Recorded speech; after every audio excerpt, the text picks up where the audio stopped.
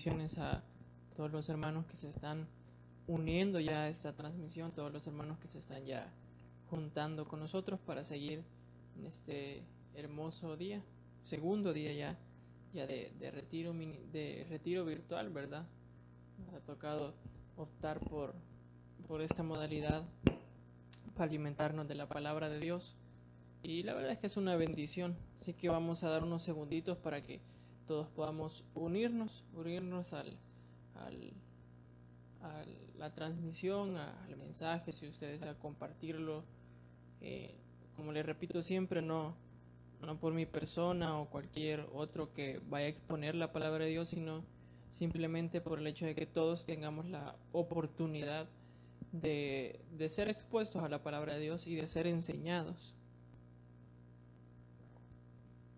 Sin duda es un momento hermoso, siempre que tenemos la oportunidad de abrir las escrituras, de ver a la luz de la palabra muchas cosas que el Señor nos quiere hablar. Creo que es un privilegio en el Antiguo Testamento cuando los reyes mandaban a abrir los rollos. Incluso cuando el mismo Jesús mandó a abrir los rollos, vemos que cosas sobrenaturales pasaron, revelaciones increíbles fluyeron, y creo que no es la excepción. Lo que pasa es que a veces es como más recurrente el nosotros decir abramos nuestra Biblia, leamos algo, y creo que a veces eso nos hace como perder el gusto de la palabra, pero tenemos que retomar el sabor, el privilegio de escudriñar la palabra de Dios. Así que vamos a dar unos pequeños segunditos, un par de segunditos. Un gusto ver todos sus nombres aquí, los voy viendo, sus nombres aquí, que todos nos unimos. La verdad es una bendición, porque lo decía también en los retiros pasados, el remanente realmente que se mantiene conectado a esto parecen ser como los mismos, ¿no? Pero la verdad es que al final Dios nos permite crecer, y Dios bendice a aquellos que anhelan su palabra, y Dios habla, como escuchamos ayer a la luz de la palabra en la vida de nuestro apóstol. Realmente Dios bendice a aquellos que anhelan la palabra de Dios. Dios mira realmente el anhelo, el deseo de la sabiduría, del conocimiento, del entendimiento, y en base a eso nos da de su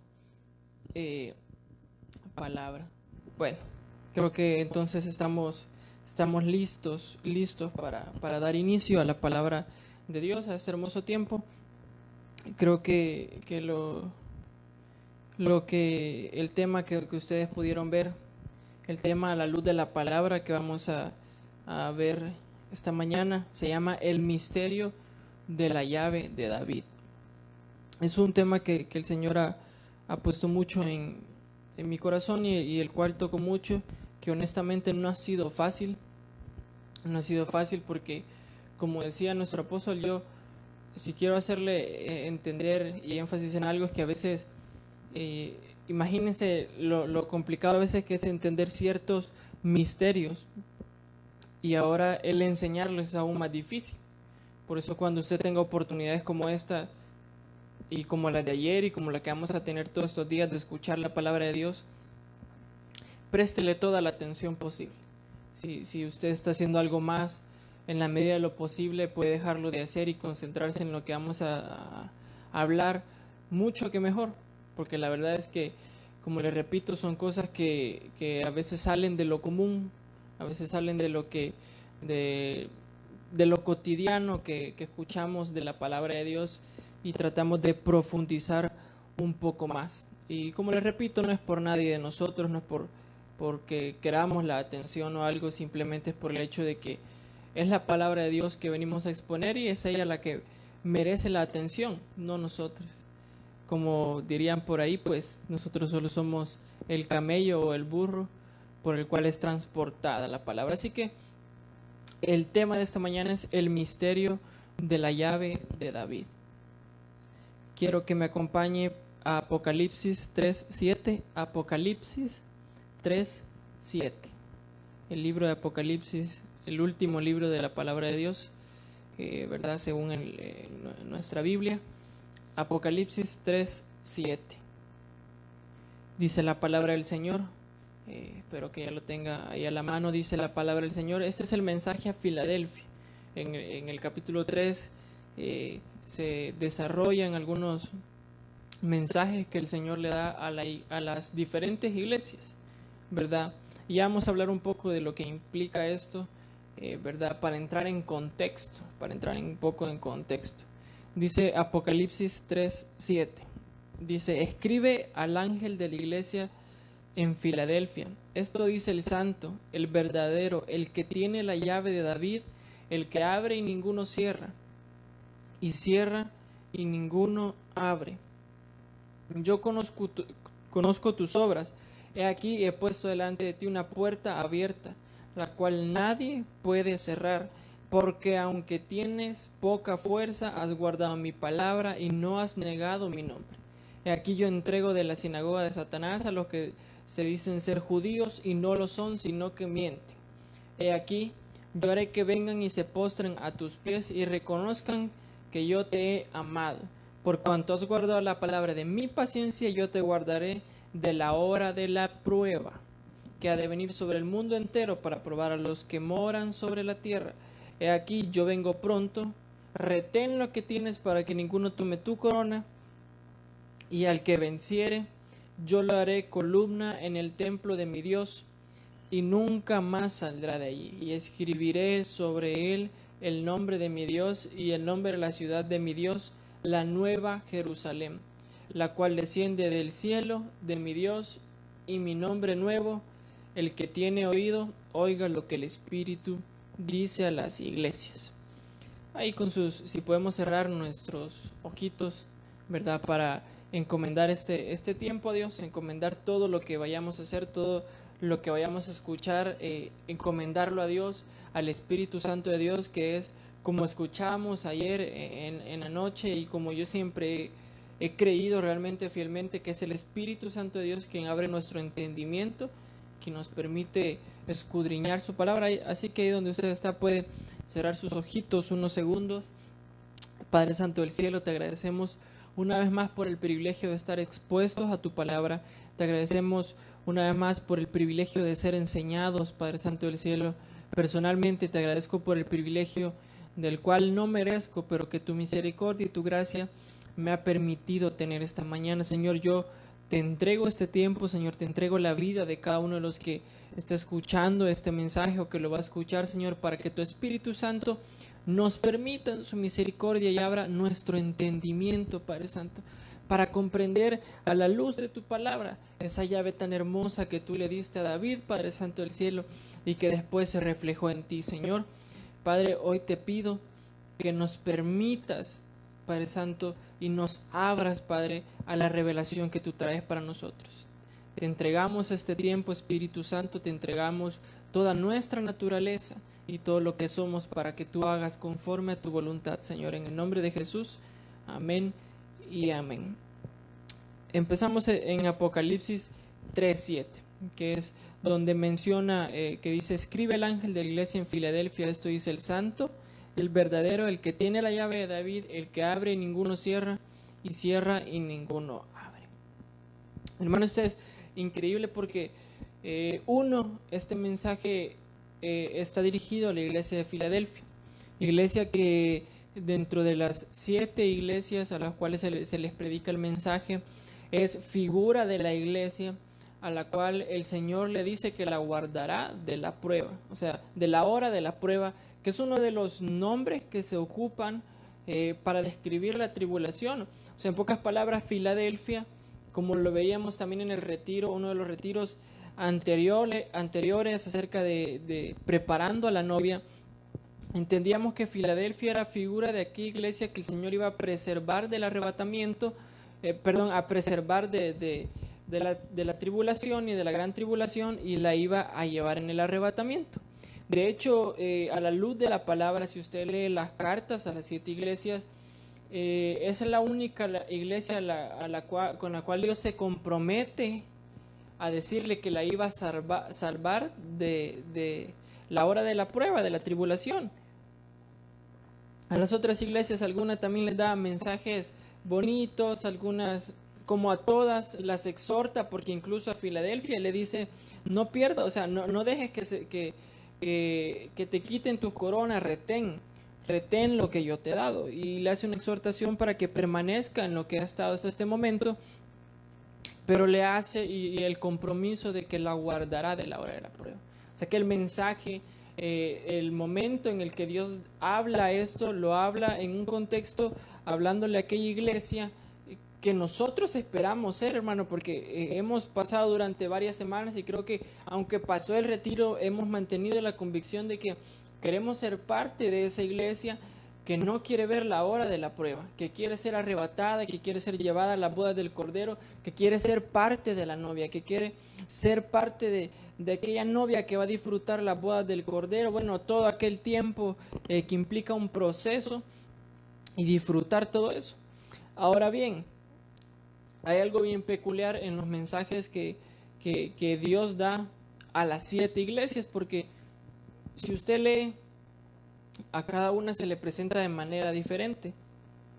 A cada una se le presenta de manera peculiar, con ciertos nombres o ciertas características y atributos. Y esto significaba realmente, tener una connotación que la manera en que Dios se presentaba a cada iglesia es la manera, o es las características, o es lo que Dios estaba buscando en esa iglesia. Es decir, digamos, en los versículos más adelante el Señor se presenta a la Odisea y le dice, el testigo fiel y verdadero, el principio de la creación, son las características que el Señor estaba buscando. Y después vemos que a la Odisea le reclama, no eres ni frío ni caliente, y él se había presentado como testigo fiel y verdadero, exigía transparencia, exigía fidelidad de parte del pueblo de la Odisea, y así en todas las cartas a las iglesias. Entonces en Filadelfia se presenta primero como el santo, que esto nos habla de que la iglesia a la cual el Señor le habla de arrebatamiento y que el Señor le permite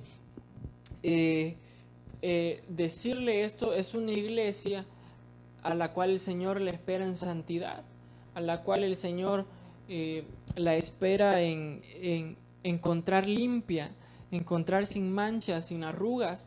Y por eso Él se presenta como el santo, porque hermano, Él se presenta de una manera para que nosotros podamos asemejarnos a Él, para que nosotros al conocer su santidad, por eso Él se presenta santo, porque al conocer su santidad nosotros nos volvemos semejantes a Él. Y Él dice el verdadero, porque Él se presenta como el verdadero para que al conocerlo nosotros seamos movidos a que nuestro carácter y nuestra accionar sea de la misma manera. Y lo que me llama la atención es que dice el que tiene la llave de David. Él se presenta como aquel que tiene la llave de David. O sea que bajo el contexto que estamos analizando y hablando, significa que el Señor se presenta de esta manera porque la iglesia por la que Él viene y por la cual Él quiere arrebatar tiene esta llave, tiene la llave de David, que abre y ninguno cierra, y cierra y ninguno abre. Así como espera santidad, como espera una iglesia verdadera, una iglesia estable, una iglesia que, como dice su palabra, su sí sea sí y su no sea no. Pero también espera una iglesia que tenga la llave de David, la cual ya vamos a ver, ya vamos a estudiar a la luz de la palabra, lo que el Señor nos quiere hablar un poco de esto. Entonces yo quiero que entienda que lo que vamos a hablar hoy es una de las exigencias o de lo que Dios espera de la iglesia de Filadelfia, figura de aquella iglesia que será arrebatada. Ahora quiero que me acompañe a Isaías 22, capítulo 22, verso 18. Isaías 22, verso 18. Isaías 22, verso 18. Aquí dice, vamos a ver, Isaías 22, verso 18. Bueno, del 15, vamos a leer del versículo 15, Dice, Jehová de los ejércitos dice así, hablándole a Isaías, ve, entra a este tesorero, a Sebna el mayordomo, y dile: ¿qué tienes tú aquí, o a quién tienes aquí, que labraste aquí sepulcro para ti, como el que en lugar alto labra su sepultura, o el que esculpe para sí morada en una peña? He aquí que Jehová te transportará en duro cautiverio, y de cierto te cubrirá el rostro, te echará a rodar con ímpetu, como a bola por tierra extensa. Allá morirás, y allá estarán los carros de tu gloria, oh vergüenza de la casa de tu Señor. Y te arrojaré de tu lugar, y de tu puesto te empujaré. En aquel día llamaré a mi siervo Eliakim, hijo de Hilcías. Espérame que me perdí aquí. Hijo de Hilcías, y lo vestiré de tus vestiduras, y lo ceñiré de tu talabarte, y entregaré en sus manos tu potestad, y será padre al morador de Jerusalén y a la casa de Judá. Y pondré la llave de la casa de David sobre su hombro, y abrirá y nadie cerrará, cerrará y nadie abrirá. Y lo hincaré como clavo en lugar firme, y será por asiento de honra a la casa de su padre. Colgarán de él toda la honra de la casa de su padre, los hijos y los nietos, todos los vasos menores, desde las tazas hasta toda clase de jarros. En aquel día, dice Jehová de los ejércitos, el clavo hincado en lugar firme será quitado, será quebrado y caerá, y la carga que sobre él se puso se echará a perder. Hermano, Isaías 22 nos habla de cosas muy importantes, porque en la palabra del Señor vemos que la frase quizás como tal, la llave de David o la llave de la casa de David, se menciona solo 2 veces de manera expresa. En Apocalipsis y en Isaías. En Isaías se menciona por primera vez. Y entonces es increíble porque hay que trabajar bajo el contexto de esta mención, porque vemos un poco una sombra de lo que el Señor nos quiere hablar, y vamos a ver después a la luz de la palabra lo demás. Vemos que esta llave le es dada a un hombre llamado Eliakim. Sebna era en aquel tiempo como el mayordomo o el encargado de la casa del rey, y el Señor le quita este privilegio porque se da cuenta que Sebna se estaba construyendo sepulcro. En otras versiones lo dice más expresamente que él se estaba haciendo con las riquezas del palacio, estaba construyéndose a él mismo un sepulcro entre los reyes, cosa que no le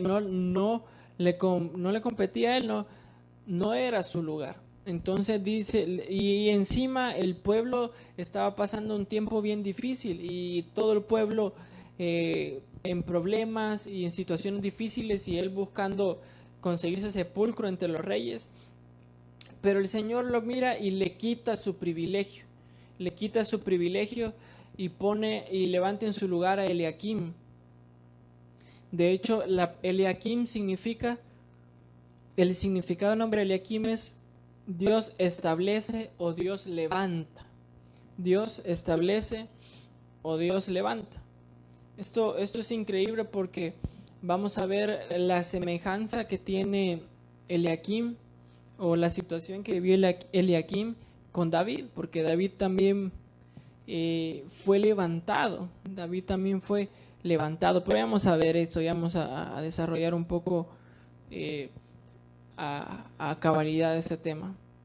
Vemos que realmente Eliakim no es que reemplazó a Sebna porque había un orden que así lo decía.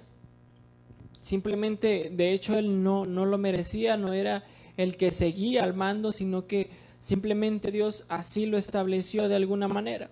Y dice que el Señor puso sobre su hombro, puso la llave de David. Hermano, yo quiero decirle algo. Esto es algo increíble, porque por eso esto es un misterio de la llave de David. Porque muchos, cuando nos hablan de David, solo recordamos alabanza, adoración, danzas, y es cierto, pero eso va implícito dentro de la llave de David. No es completamente todo lo que él era y todo lo que él hizo. Vamos a entender que hubieron cosas aún más impactantes o más trascendentales que David hizo, aparte de la alabanza y la adoración. que muchas veces no lo destacamos, pero en cosas que él, lo vamos a ver más adelante a luz de la palabra, él fue sombra y fue pionero de eso antes, para abrirle el camino a nuestro Señor Jesucristo, y vamos a ver cómo se cumple esto. Entonces, para proseguir, yo quiero que entienda algo y dejar claro algo. La llave de David no es no solo representa la adoración, la alabanza o las danzas. Quiero que me ponga suma atención en esto. Yo por favor le pido que en serio me preste toda su atención. Si usted tiene donde anotar, lo haga, porque si usted no lo hace, si no prestamos la atención debida a esto, créanme que vamos a quedar en la luna, y creo que vamos a quedar peor de como empezamos. Entonces, lo mejor es que no se hace. Entonces yo quiero pasar a esto. La llave de David, escúchame esto y anótelo, porque es lo que vamos a desarrollar. La llave de David, dentro de todas sus implicaciones, es una llave sacerdotal. Es una llave sacerdotal. ¿Por qué? Porque vamos a ver, esto lo vamos a hacer a la luz de la palabra para que usted entienda todo esto. David vino como a irrumpir en un sacerdocio que ya estaba establecido para hacer o tomar el lugar como de sacerdote. Y esto es increíble porque muchos dirán, pero la palabra del Señor nunca menciona que David era sacerdote. Ya lo vamos a leer a la luz de la palabra, vamos a ver lo que dice o lo que nos enseña y los diferentes episodios que David vivió para respaldar con la escritura lo que vamos a hablar esta mañana. Pero anote esto, la llave de David es una llave sacerdotal. Y vamos a entender después por qué la palabra del Señor y por qué Cristo viene y se presenta, ese Jesucristo glorificado, se presenta con la llave de David delante de la iglesia de Filadelfia. Ahora, para comprender esto tenemos que relacionar algo. Entender que David es una figura o prefigura de Cristo. Sé que suena un poco comprometedor y fuerte, pero es la verdad, hermano. Y quiero que entienda algo. Siempre hemos hablado de que en el Antiguo Testamento muchas cosas eran sombra de lo que habría de pasar en el Nuevo Testamento.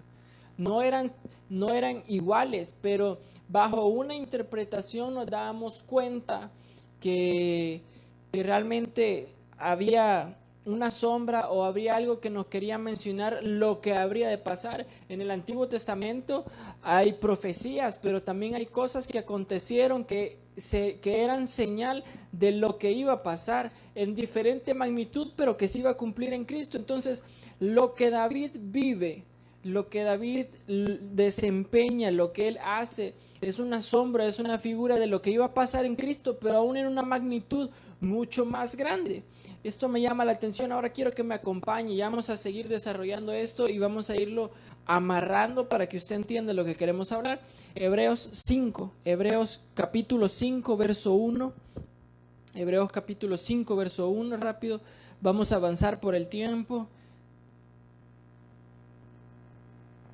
Hebreos capítulo 5, verso 1 al 10.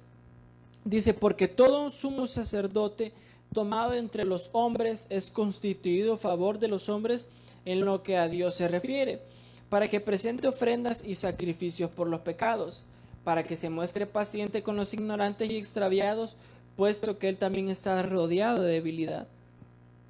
Y por causa de ella debe ofrecer por los pecados, tanto por sí mismo como también por el pueblo. Y nadie toma para sí esta honra, sino el que es llamado por Dios, como lo fue Aarón. Así tampoco Cristo se glorificó a sí mismo, haciéndose sumo sacerdote, sino el que le dijo, tú eres mi hijo. O sea, hablando el Padre le dijo esto, tú eres mi hijo, yo te he engendrado hoy. Como también dice en otro lugar, tú eres sacerdote para siempre, según el orden de Melquisedec.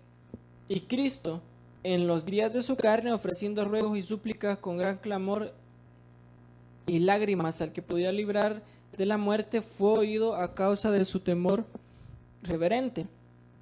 Y aunque era hijo, por lo que padeció, aprendió la obediencia, y habiendo sido perfeccionado vino a ser autor de eterna salvación para todos los que le obedecen, y fue declarado por Dios sumo sacerdote según el orden de Melquisedec. Me llama la atención aquí porque hay algo bien claro que deja la palabra del Señor. Dice, nadie toma para sí esta honra en el verso 4, sino el que es llamado por Dios como lo fue Aarón. Verso 5, así tampoco Cristo se glorificó a sí mismo haciéndose sumo sacerdote. Hermano, esto es bien increíble porque entonces entendemos a la luz de la palabra en el Nuevo Testamento, ya en el Nuevo Testamento, en Hebreos 5, verso del 1 al 10, entendemos que el sumo sacerdote o la posición sacerdotal ya en este contexto, hablando de Cristo, ya no eran los sacerdotes que correspondían solamente al linaje, sino que eran aquellos que el Señor establecía, que no eran establecidos por un orden, ¿cómo decirlo así?, genealógico, sino que eran aquellos establecidos por Dios. Vemos, hermano, esto es algo increíble porque dice que ni Cristo, ni el mismo Cristo se tomó para él la atribución diciendo que él era sumo sacerdote, sino que él esperó y fue establecido así por el Padre, por Dios. Esto es increíble. Eso quiere decir que el Padre fue quien sembró una nueva simiente sacerdotal, que vamos a ver en Hebreos 7, acompáñenme a Hebreos 7, Hebreos capítulo 7, vamos a leer rápidamente el capítulo completo, porque aquí hay misterio, hermano, esto es increíble. En el capítulo 7 vamos a destacar un par de cosas, pero yo le aconsejo mucho, que si usted quiere seguir comprendiendo un poco este tema, estudie a cabalidad el capítulo 7 de Hebreos, porque aquí hay cosas increíbles. Dice el capítulo 7, vamos a leer todo el capítulo, vamos a tratar de hacerlo rápido. Dice, porque este Melquisedec, rey de Salem, sacerdote del Dios Altísimo, que salió a recibir a Abraham, que volvía de la derrota de los reyes, y le bendijo, a quien asimismo dio a Abraham los diezmos de todo, cuyo nombre, el nombre de Melquisedec significaba rey de justicia, y también rey de Salem, esto es, rey de paz, sin padre, sin madre, sin genealogía, que ni tiene principio de días, ni fin de vida, sino hecho semejante al Hijo de Dios, permanece sacerdote para siempre. Aquí me quiero detener ya en los primeros 3 versículos. Aquí vemos que Melquisedec claramente era una manifestación de Cristo en el Antiguo Testamento. ¿Cómo es eso? Ella me va a decir, ¿y eso cómo? No, pero eso no es posible. Claro, hermano, en la palabra del Señor en el Antiguo Testamento, Él se manifestó en muchas ocasiones, y muchas veces hablamos de cosas que son figuras, esto es figura de aquello, pero no, Melquisedec no era una figura de Cristo, era una manifestación de Cristo, lo que llamamos, o lo que podríamos expresar o encerrar una palabra que se llama cristofanía, que es una expresión o una manifestación de Cristo, ¿verdad?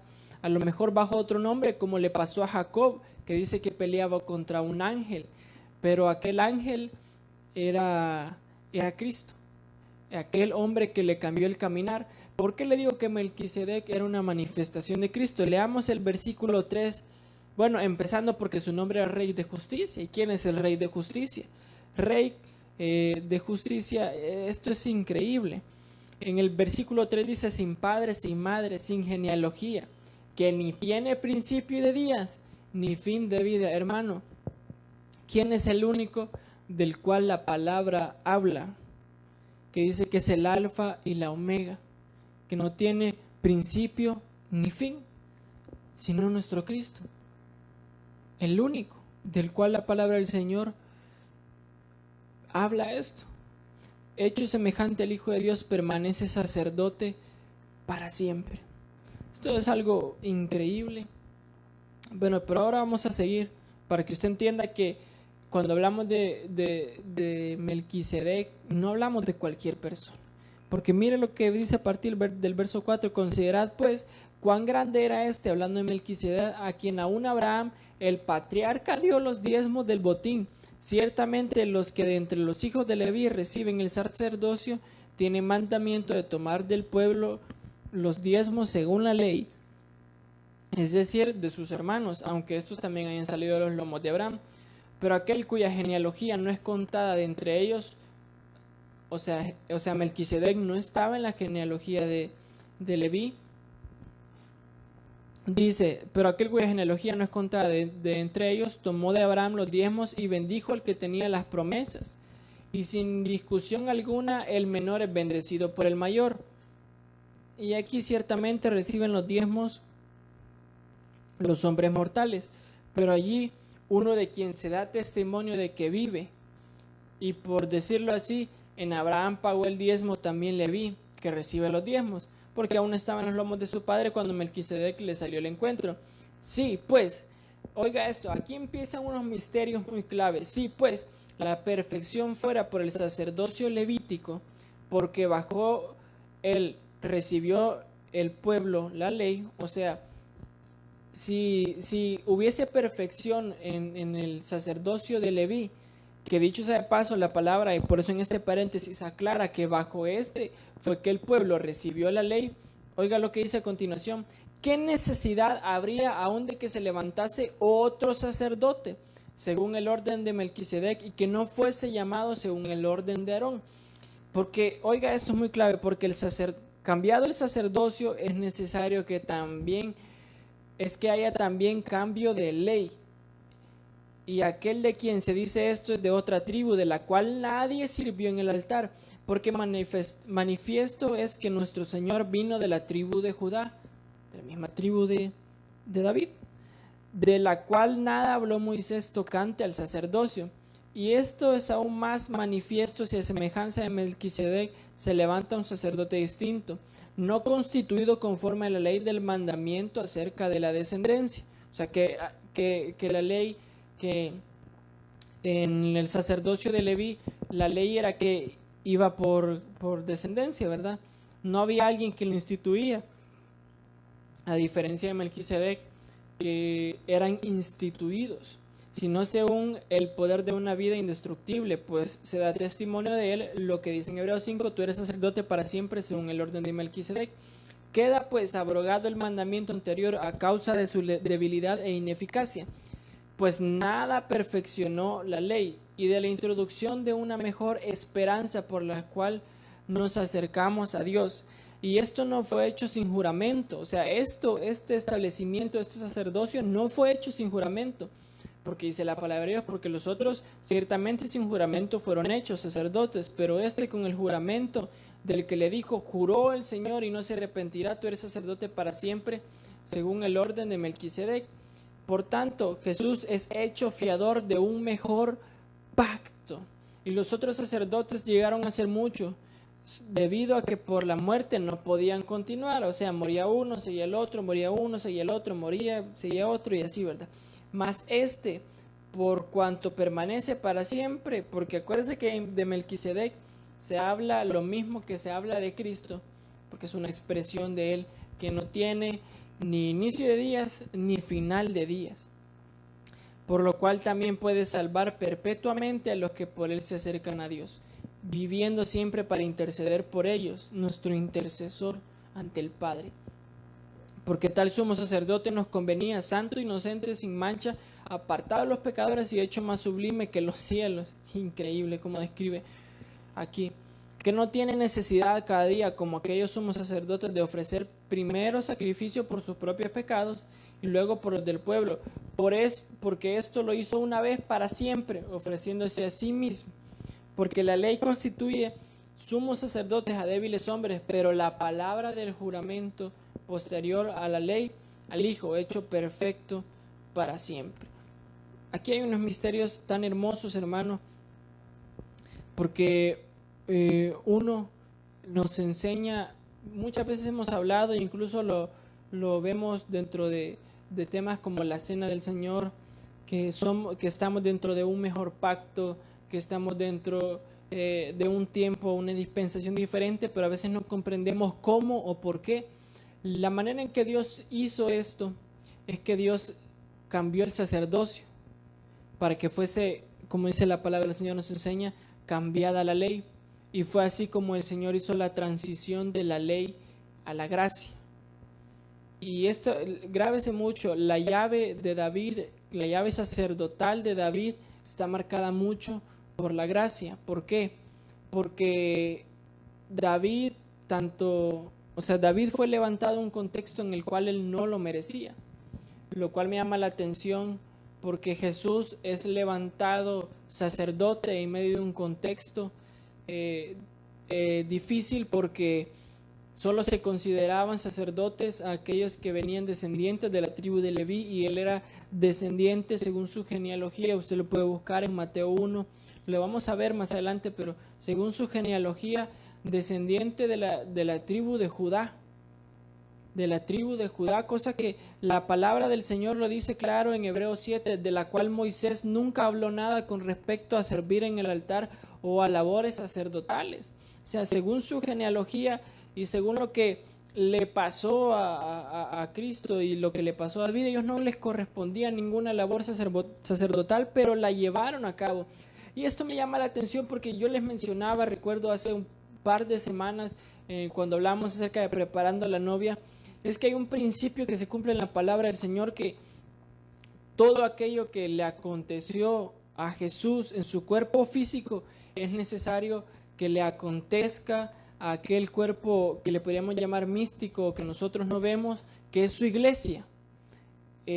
Vemos a Jesús, quiero que me agarre esto, en un cuerpo físico, pero qué figura de lo que habría de acontecer también con su cuerpo místico, hablando de la iglesia de Cristo, la novia. Entonces, ¿qué quiere decir? Así como Jesús físicamente o por sangre o por genealogía no era su labor ser sacerdote, sino que el Señor lo toma y lo escoge, como lo vemos en Hebreos 5, Él lo levanta. Él fue quien lo estableció, no se estableció Jesús a sí mismo, sino que lo levanta el Padre.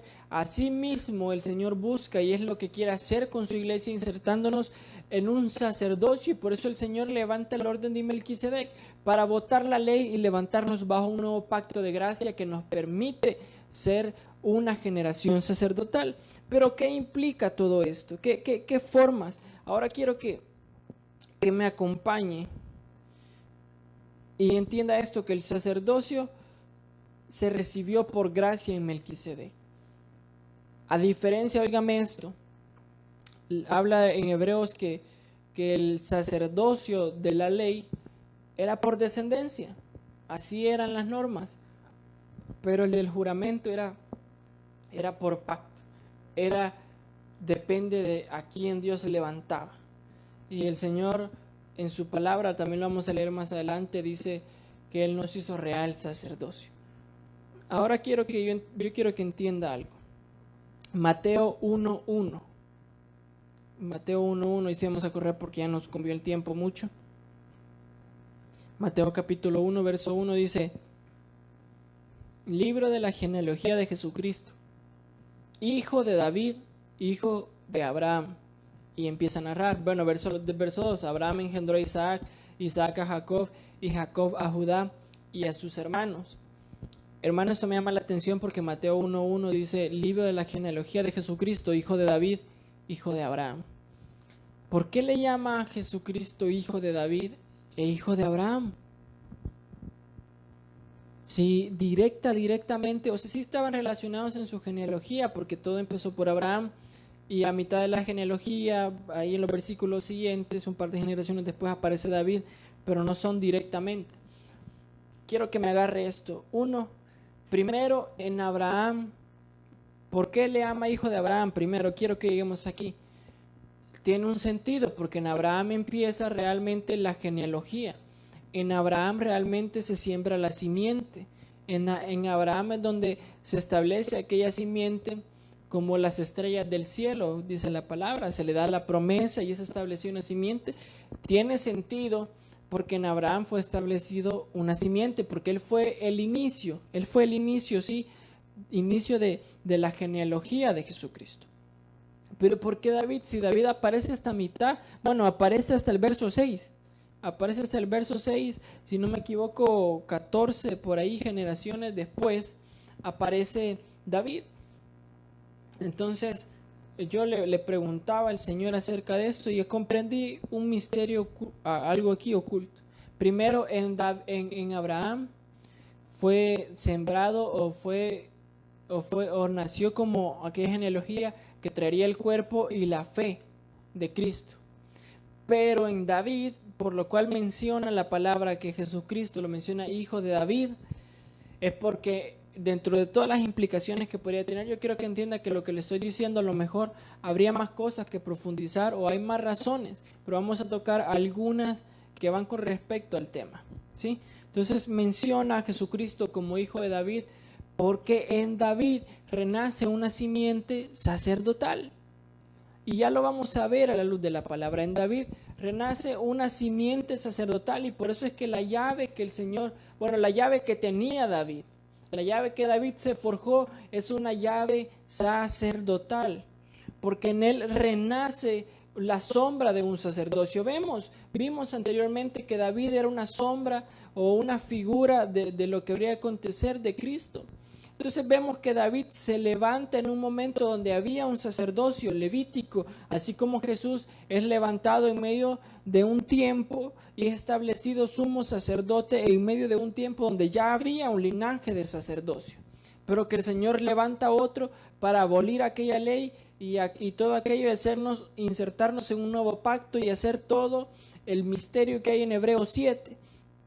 Así David fue levantado en un momento donde había otro sacerdocio y donde David desempeña y hace cosas que parecer no le competían o no eran de su interés o de su labor, pero que las hacía.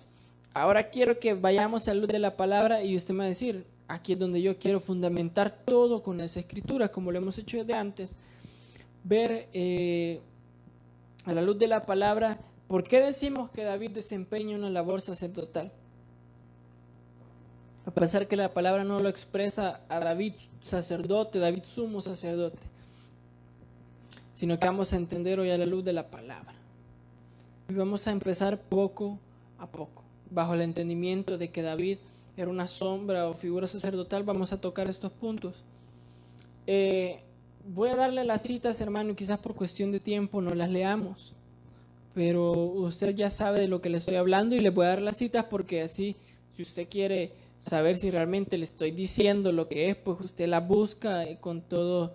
No se preocupe ahí, ¿verdad? Si usted es de los que para corroborar lo que uno le está diciendo le buscan la palabra, eso está totalmente acertado, es lo mejor que podemos hacer, comparar todo lo que se expone a la luz de la palabra.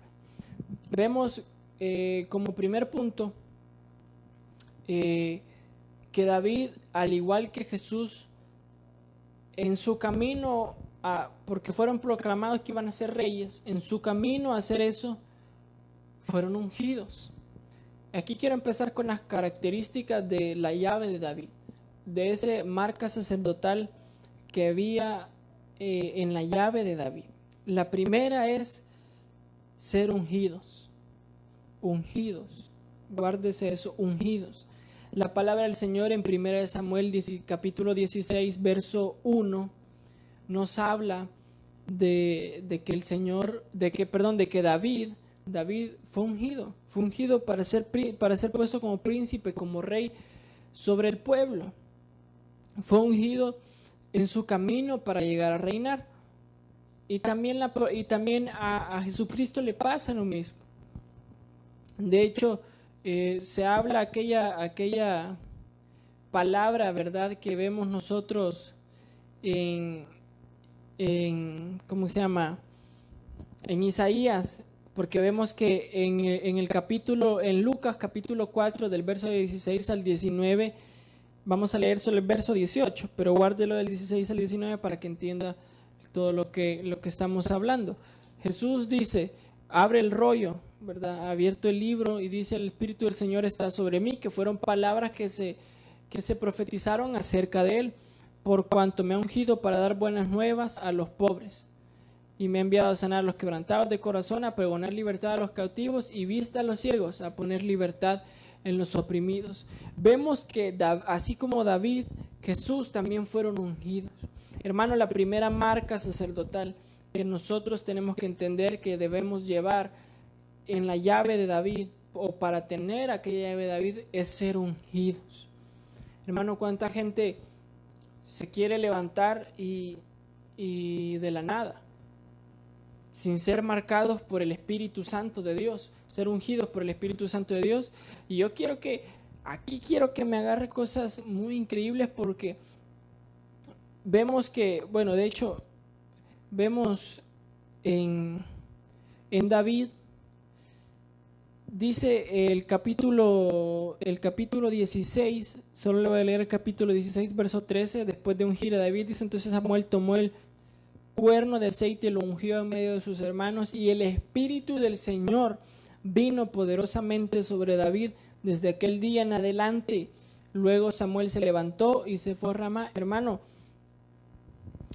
increíble, porque sobre David es depositado un Espíritu Santo que vemos que realmente cobra protagonismo hasta después en el Nuevo Testamento, con la promesa que el Señor Jesucristo nos da. Pero también en Lucas, cuando él abre el rollo de Isaías, dice: el Espíritu del Señor está sobre mí, por cuanto me ha ungido. ¿Con qué los ungieron a David y a Jesús? Y ahora me va a entender por qué Jesús, hijo de David, por qué es comparado tanto Jesús con David. Ambos fueron ungidos bajo el Espíritu Santo. La primera marca sacerdotal que tiene que existir en nosotros es ser ungidos, marcados y sellados por el Espíritu Santo de Dios. No solo, no para algo sencillo, sino que, como leíamos ayer, para entendimiento, para escudriñar la palabra, incluso otras cosas a la luz de la palabra, para recibir poder, para poder proclamar buenas nuevas. Hermano, el Espíritu Santo de Dios en nosotros lo es todo, nos da la facultad de hacer todo. Y fue por eso, hermano, increíble, porque mire, yo quiero que entienda algo.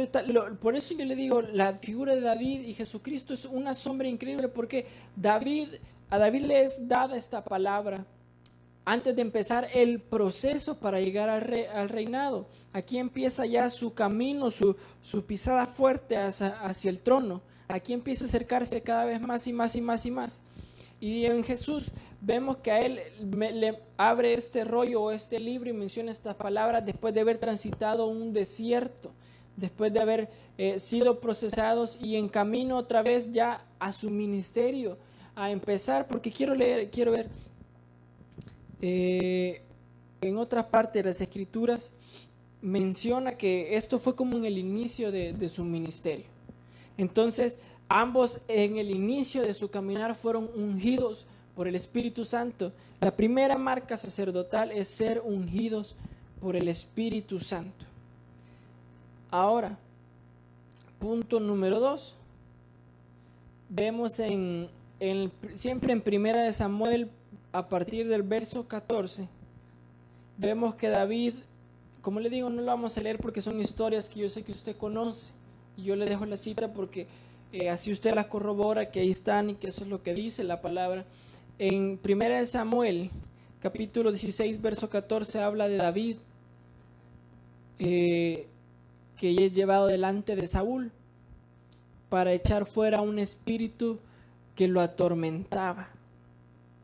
Esto es increíble, porque ¿en qué otro pasaje usted de la palabra del Señor mira a un rey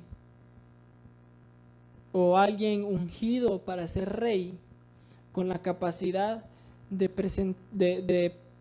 hacer esto?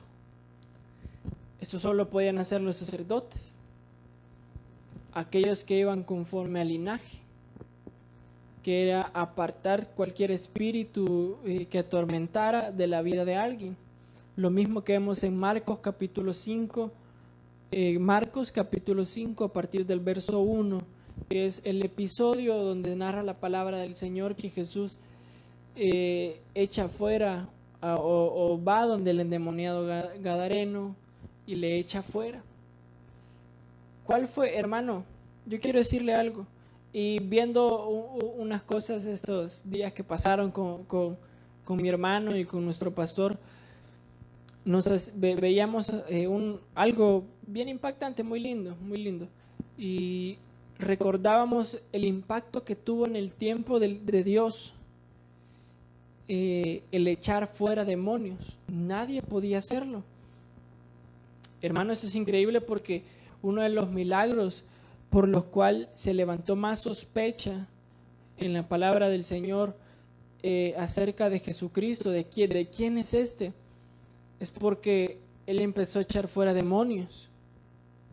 Lo que hizo en la vida de María, la palabra del Señor habla acerca de los demonios que echó de ella, lo que hizo del Gadareno.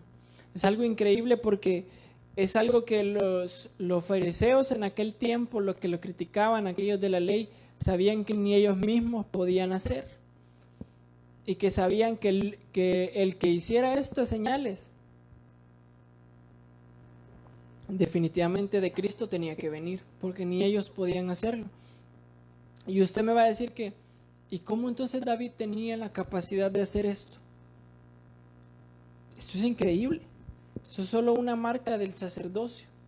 ¿Y qué quiero decirle con esto? Otra de las marcas sacerdotales es tener la capacidad de echar fuera de nuestras casas todo lo que no pertenece ahí. Perdóneme, pero ¿cuántos a veces por no fungir en una labor sacerdotal permitimos que a las casas entre cualquier cosa que no debe de entrar? Permitimos que a nuestras vidas entre en cualquier situación que no debe entrar. Permitimos que nuestra vida se manche de cualquier cosa que no se tiene que manchar, o permitimos que se llene de algo que no se tiene que llenar. Y aquí quiero empezar a correr porque ya vi el tiempo y me afligí. Ahora quiero que vea algo. Primera de Crónicas, capítulo 15, verso 14 y 15. Primera de Crónicas, capítulo 15 y verso 14 y 15. Se lo voy a leer yo. Usted si puede lo busca conmigo, si no se lo leo yo. Dice, hablando acerca del episodio donde David transporta el arca del pacto. Dice así: los sacerdotes y los levitas se santificaron para traer el arca de Jehová, Dios de Israel, y los hijos de los levitas trajeron el arca de Dios puesta sobre sus hombros en las barras, como lo había mandado Moisés conforme a la palabra de Jehová. Ahora, regresando a Isaías 22, donde Dios le habla a Eliakim de darle la llave de David, ¿dónde le dice que va a poner su llave? En el hombro. ¿Y dónde llevaba el arca del pacto? ¿Dónde se llevaba el arca del pacto según el sacerdocio? Se transportaba en los hombros. Hermano, otra de las marcas sacerdotales que habían en la llave de David es que tenían la capacidad, o estaba puesto sobre ellos, el transportar la presencia de Dios. ¿Cuántos a veces queremos disfrutar de la presencia de Dios o llevar la presencia de Dios, pero no entrar bajo esta llave sacerdotal? Solo aquellos que son designados, levantados como sacerdotes, y el Señor nos da la facultad de hacerlo a través de su palabra y nos llama real sacerdocio, solo estos son los que pueden cargar sobre sus hombros la responsabilidad de llevar la presencia de Dios. Esto es un misterio hermoso, increíble, porque si comprendemos esto, comprendemos también que sobre nosotros puede recaer una responsabilidad, y sobre aquella iglesia que Dios busca tiene que existir una responsabilidad de llevar la presencia de Dios, porque la palabra del Señor, hablándole a la iglesia de Filadelfia, le dice: por cuanto guardaste mi palabra, o sea, por cuanto tuviste la capacidad, la responsabilidad, la diligencia de llevar mi palabra, de procurarme, de guardarla, de preservarte, de mantenerte en ella. Así también, hermano, en la palabra del Señor, los hombros eran figura de responsabilidad. O sea, sobre sus hombros era puesta una responsabilidad, sobre ellos había un designio, una responsabilidad. Y la llave de David puesta en el hombro de Eliakim era figura de lo que vemos también en Primera de Crónicas 15, 14. La responsabilidad de cargar con la presencia de Dios. Hermano, ¿cuánta gente camina por la vida sin la presencia de Dios? O disfrutando de la presencia de Dios solo por episodios o por momentos, pero no siendo habitación, no son confiables para que la presencia de Dios vaya con ellos, o tener la responsabilidad no solo de que esté sobre ellos, sino de administrarla, como escuchábamos ayer. Las cosas ayer se administran, los misterios se administran, la presencia de Dios se administra, ¿verdad? Es una bendición, es algo increíble. Vamos a avanzar. Ahora quiero que me acompañe Primera de Samuel 30, verso 1, Primera de Samuel 30, verso 1. Perdóneme que yo me equivoqué. Crónicas, Primera de Crónicas, siempre en el capítulo 15, manténgase en el capítulo 15. Ahora verso 25 y verso 29. Perdóneme que yo me equivoqué, discúlpeme por hacerlo ahí. Verso 25 al 29 dice: David, pues, siempre en Primera de Crónicas, capítulo 15, verso 25, David, pues, y los ancianos de Israel y los capitanes de millares fueron a traer el arca del pacto de Jehová de casa de Obed-edom con alegría. Aquí empiezan misterios muy interesantes. Y ayudando Dios a los levitas que llevaban el arca del pacto de Jehová, sacrificaron 7 novillos y 7 carneros. Y David iba vestido de lino fino, y también todos los levitas que llevaban el arca, y asimismo los cantores, y que Ananías era maestro de canto entre los cantores. Llevaba también David sobre sí un efod de lino. De esta manera llevaba todo Israel el arca del pacto de Jehová, con júbilo, sonido, bocinas y trompetas y címbalos, y el son de salterios y arpas.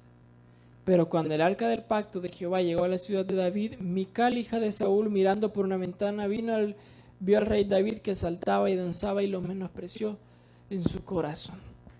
Esto es un misterio increíble, porque la palabra del Señor nos enseña que David llevaba las mismas vestiduras que llevaban aquellos que cargaban el arca.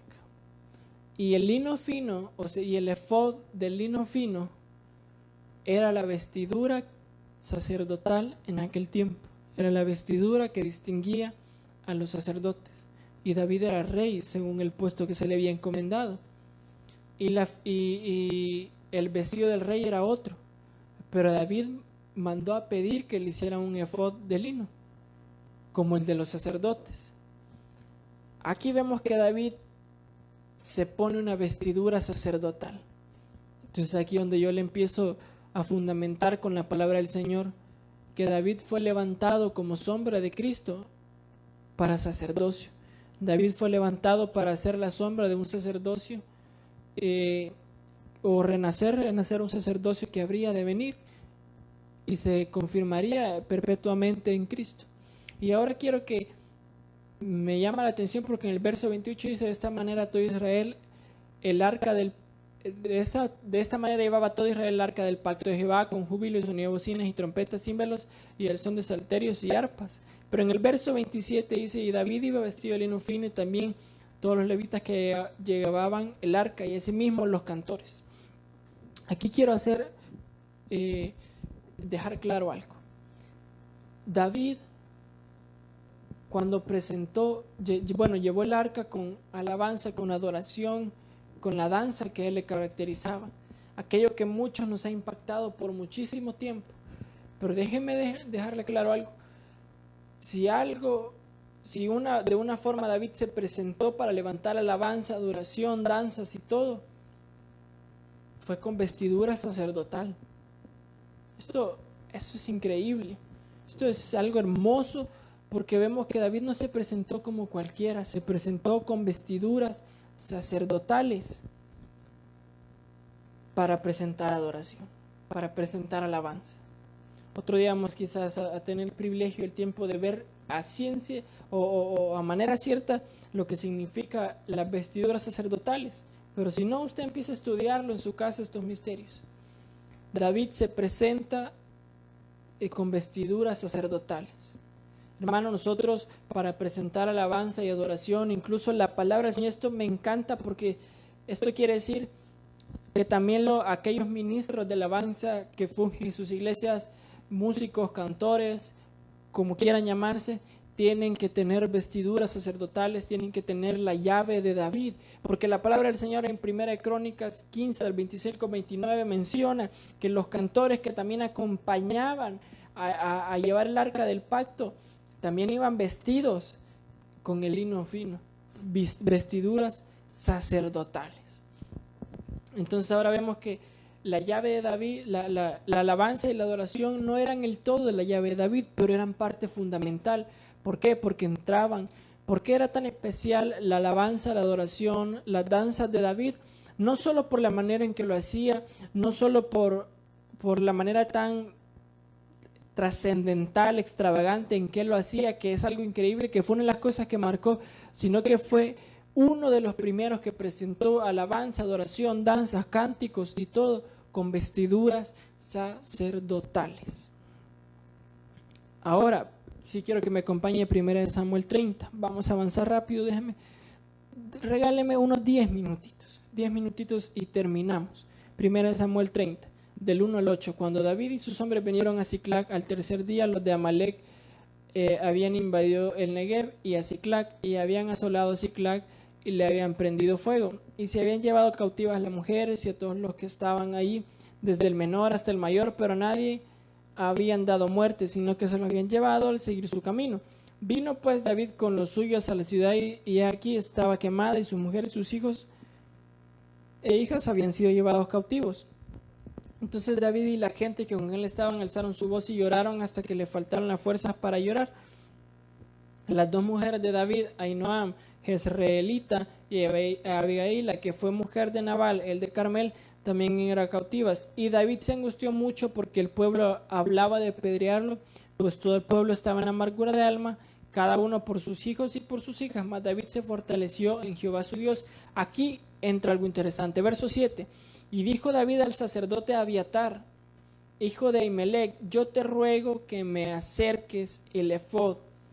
Y Abiatar acercó el efod a David, y David consultó a Jehová, diciendo: ¿perseguiré a estos merodeadores? ¿Los podré alcanzar? Y le dijo: síguelos, porque ciertamente los alcanzarás, y de cierto librarás a los cautivos.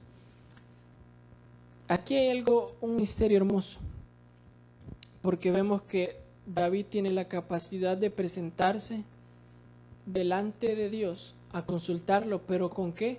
Con un efod, figura, vestidura sacerdotal en aquel tiempo. Dice, mira, aquí hay algo increíble, porque había un sacerdote, el sacerdote Abiatar, aquel sobreviviente de la masacre que hizo Saúl de todo el linaje sacerdotal. David preservó a Abiatar, lo salvó, lo protegió, y aquí se vuelve a mencionar a Abiatar, que era el sacerdote en función. Y me llama la atención porque el que toma el efod para consultar a Dios fue David y no el sacerdote. Había oiga aquí, présteme atención aquí, es lo que le quería hablar. La palabra en Hebreos 7 menciona que por qué habría de levantar otro sacerdocio que no fuera levítico, ¿verdad? Sino porque este ya no era eficaz, y levanta el sacerdocio de Melquisedec. Entonces, ahora déjenme ponerlo en el tiempo de David. ¿Por qué se tenía que levantar David a tomar el efod y a fungir como sacerdote consultando a Dios, si estaba Abiatar, que era un sacerdote del linaje de Leví? Porque era sombra, David era sombra de lo que habría de acontecer en Cristo. Ahora, vemos claramente que aquel que tiene vestiduras sacerdotales tiene la capacidad de presentarse delante de Dios y consultarle. Vemos esto porque ayer, a la luz de la palabra, el pastor nos enseñaba también acerca de pedirle a Dios que nos abriera el entendimiento, de pedirle a Dios, de consultarle a Dios que nos hablara sus misterios y muchas cosas, pero vemos que esto no se puede hacer así por así. Se tiene que ser investido por una vestidura sacerdotal. Tenemos que hacerlo con la llave de David en mano. Eso es lo que abre las puertas de muchos misterios, porque esa figura sacerdotal nos hace merecedores y parte de esa provisión sacerdotal que el Señor nos tiene. Y esto me llama la atención porque en David se cumple aquello de la gracia, porque usted se acuerda a Saúl en uno de los episodios donde Saúl donde Samuel le dice, hoy se hubiese confirmado tu reino, pero por lo que has hecho ya no, fue porque Saúl se tomó el atrevimiento de él presentar el sacrificio y de consultar a Dios. Y a David nunca, yo no veo aquí a Dios reprochándole, ¿por qué tomaste tú el efod para consultarme y no el sacerdote? Increíble, ¿no? Increíble aquello por lo que fue desechado Saúl. A David sí le fue permitido. También vemos más adelante, hermano, tocar esto. Bueno, quiero saltar a este punto que voy a saltarme un par de puntos, pero que es el que me llama más la atención. Primera de Samuel, capítulo 21. Acompáñeme, Primera de Samuel, capítulo 21, del verso 1 al 6. Verso 1 al 6 dice, vino David a Nob, al sacerdote Ahimelech, y se sorprendió Ahimelech de su encuentro, y le dijo, ¿cómo vienes tú solo y nadie contigo? Y respondió David al sacerdote Ahimelech, el rey me encomendó un asunto y me dijo que nadie sepa cosa alguna del asunto a que te envío y lo que te he encomendado. Y yo le señalé a los criados un cierto lugar. Ahora pues, ¿qué tienes a mano? Dame 5 panes o lo que tengas. El sacerdote respondió a David, oiga esto, no tengo pan común a la mano, solamente tengo pan sagrado, pero lo daré si los criados se han guardado a lo menos de mujeres. Y David respondió al sacerdote y le dijo, en verdad las mujeres han estado lejos de nosotros ayer y anteayer. Cuando yo salía, los vasos de los jóvenes eran santos. Aunque el viaje es profano, ¿cuánto más no serán santos hoy sus vasos? Así el sacerdote le dio el pan sagrado, porque allí no había otro pan sino los panes de la proposición, los cuales habían sido quitados de la presencia de Jehová para poner panes calientes el día que ellos fueran quitados. Ahora aquí quiero que me acompañe Mateo capítulo 2. Marcos capítulo 2, verso 25 y 26. Marcos capítulo 2, verso 25 y 26. Dice la palabra del Señor, ya el Nuevo Testamento, palabras de Jesús, dice, pero Él les dijo, ¿nunca leísteis lo que hizo David cuando tuvo necesidad y sintió hambre? Él y los que con él estaban. ¿Cómo entró en la casa de Dios y siendo Abiatar sumo sacerdote y comió los panes de la proposición, de los cuales no es lícito comer, sino a los sacerdotes, y aún dio los que con él estaban? Hermano, David comió del pan de la provisión sacerdotal, pan no común, pan que estaba destinado solo para los sacerdotes. Y esto me habla de dos cosas. Uno, que aquellos que fungen bajo una figura sacerdotal levantados por Dios, que deberíamos ser usted y yo, tener esa llave de David y fungir como sacerdotes, uno, tienen la provisión material, siempre. Dios se provee siempre de provisión material. Si usted está fungiendo como sacerdote, si usted está entrando en el linaje de Cristo y siendo levantado real sacerdocio, como lo dice su palabra, Él no lo va a dejar desamparado y Él siempre va a encontrar provisión para su vida. Así que no dude de eso. Pero lo más impactante era el pan espiritual que significaba esto. Hermano, pan sacerdotal, pan que no es lícito comer si no es sacerdote. Entonces otra vez me hace figura de que David es un hombre que tenía una llave sacerdotal, un hombre en el cual se manifiesta un sacerdocio, una figura, una sombra del sacerdocio que sería levantado en Cristo Jesús para con nosotros. Yo quiero dejarle algo bien claro. Ayer el pastor decía algo, él mencionaba algunos puntos de por qué unos reciben los misterios y por qué otros no. Este es un punto muy importante, porque aquellos que no tienen vestiduras sacerdotales, que no tienen la llave de David, no pueden acceder a esa provisión de ese pan espiritual que no es común. Hay muchos que comen pan común, que se mantienen, como decía el pastor ayer, perdóneme si suena un poco duro, pero él lo decía ayer, de un versículo, de 2 versículos, de leer el mismo versículo y que por más que lo leamos 100 veces, nunca recibimos otra revelación aparte de esa, de que no se nos sean revelados misterios como estos, de no tener entendimiento más allá de lo que hemos tenido hace mucho tiempo. El que no disfruta de eso es porque no está vestido con vestiduras sacerdotales. Solamente aquel que tiene vestiduras sacerdotales es a quienes Dios levanta para abrirles el entendimiento y revelarles los misterios. Ahora yo quiero que me acompañe otra vez, Apocalipsis 3:7. Escribe el ángel de la iglesia en Filadelfia: esto dice el santo, el verdadero, el que tiene la llave de David, el que abre y ninguno cierra, y cierra y ninguno abre. Dentro de todas las connotaciones que tiene esto, el que abre y ninguno cierra, y cierra y ninguno abre, habla de que en Cristo Jesús se abrió un sacerdocio. Que en Primera de Pedro 2:9 dice: mas vosotros sois linaje escogido. O sea, un linaje apartado. En otras traducciones, esta palabra significa un linaje levantado, así como Eliakim significa Dios levanta, un linaje levantado, real sacerdocio, nación santa y pueblo adquirido por Dios. A veces se nos olvida lo que dice Primera de Pedro 2:9 y lo que Dios espera de nosotros en Apocalipsis 3:7, que seamos vestidos con vestiduras sacerdotales. Hermano, antes de terminar, solo hacerle hincapié o llamado a esto, en que la llave de David es una llave sacerdotal. Y aquella iglesia de Apocalipsis 3:7, Filadelfia, figura de la iglesia que será levantada en el arrebatamiento, a la que le fue dada la promesa de que no vería la hora de la prueba. Dios la quiere encontrar con la llave de David en sus hombros, con la llave de David en él, con vestiduras sacerdotales, pero no como aquel sacerdocio de Leví, sino levantado según el orden de Melquisedec. Comprendamos lo que dice Primera de Pedro 2:9, real sacerdocio. Ahora quiero cerrar con esto. Entonces, bajo esta perspectiva de que la llave de David es una llave sacerdotal, ¿por qué Cristo se presenta como el que tiene la llave de David? Porque es Él en quien se aperturó el sacerdocio. Fue en Él quien se levantó el sacerdocio. Y fue en Él es que nosotros tenemos que ser levantados sacerdotes, por Él y para Él.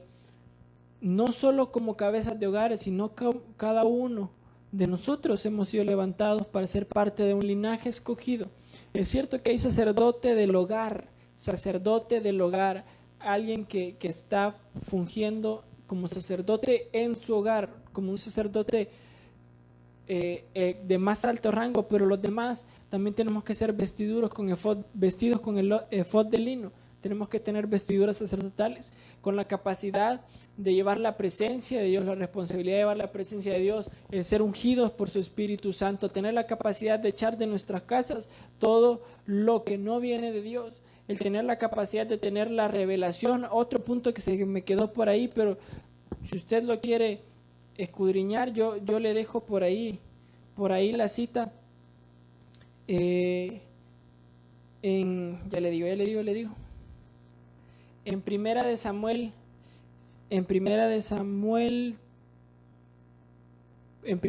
30, si no me equivoco. Permítame ver. Perdón, Primera de Samuel 21, del 8 al 9, en la misma donde vimos que David come del pan de los sacerdotes, no pan común.